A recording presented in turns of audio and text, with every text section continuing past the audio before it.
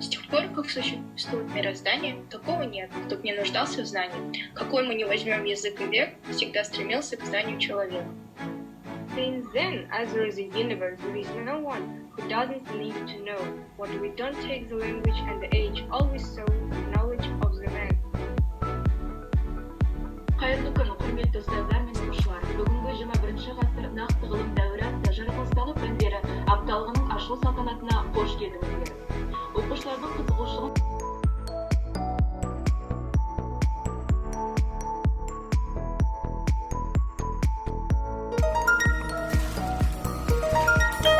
Тірі табиғат биологияда ағзалық әлемді желеудің ең жоғарғы тобы болып табылады. Ал бізді қоршаған орта, өсімдіктер мен жануарлар табиғат деген үлкен ұғымды білдіреді. Адам мен табиғат әрқашанда егіз ұғым. Олар бір-бірімен тығыз байланысты. Сондықтан да табиғатты аялау тек біздің қолымыздан келеді. Табиғатта сезім де құлақ табар. Ренжітсең қайғырып та жылап табар. Аяласаң жаныңа шуақ тамар, қажығанда бойыңа қуат болар. Табиғатты қорғау, табиғатты аялау әр адамның міндеті. Үлкен кіші оны таза ұстап, құрмет тұту қажет. Оның қаншалықты маңызды екені бәрімізге мәлім.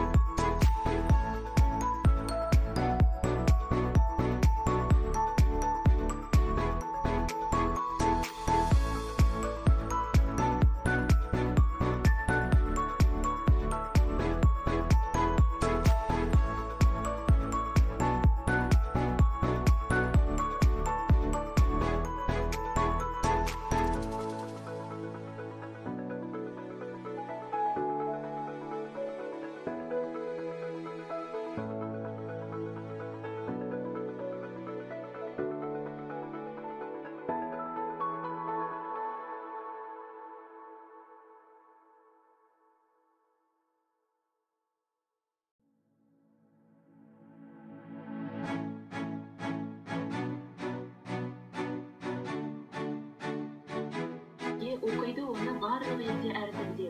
Химияны оқыңдар әр бөлімін, кездесер ол алдарыңнан әр күнде.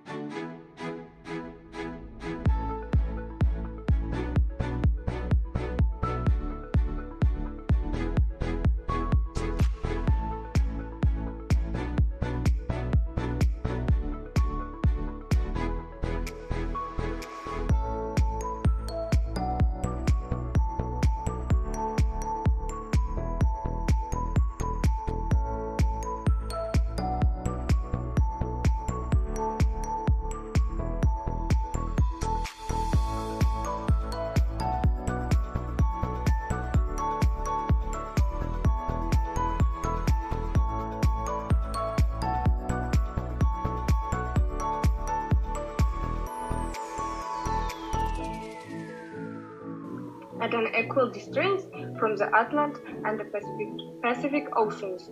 Area the country is 727.24.9 thousand kilometers. This indicates that the country is the ninth greatest in the world. 7 major European countries.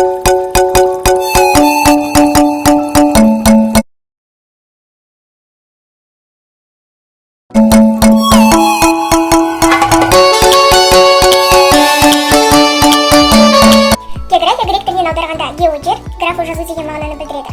География халықтар мен олардың шаруашылық іс-әрекеттерін зерттейтін ғылым. Сонымен қатар география жер бетін сипаттайтын ғылым саласы. Қандай мемлекеттер бар? Әлемде ең ұзын өзен қандай? Әлемде ең биік тау жүйесі қандай деген сынды сұрақтарға жауап береді.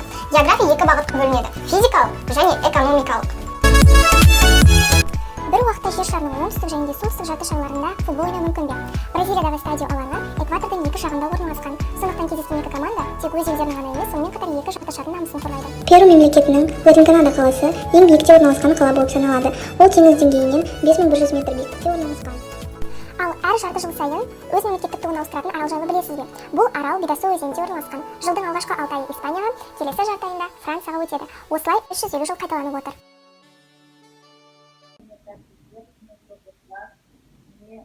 Алда, осы аптада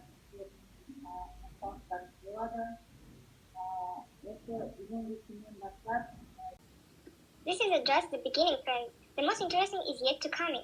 Everything is available during the week: open lesson, contests, competitions. Let's show that you are young and dedicated. You will receive awards for participation at the end of the week. Мында бізде әріптестер, ұстаздар қатысып отыр, оқушылар қатысып отыр. Химия, биология, физика пәнін жаңадан бастап жатқан балалар бар. Сондықтан құрметті оқушылар, көріп тұрсыңдар, бұл 4 пәннің өзінің әр құпиясымен танысу үшін сабақты жақсылап оқу керек.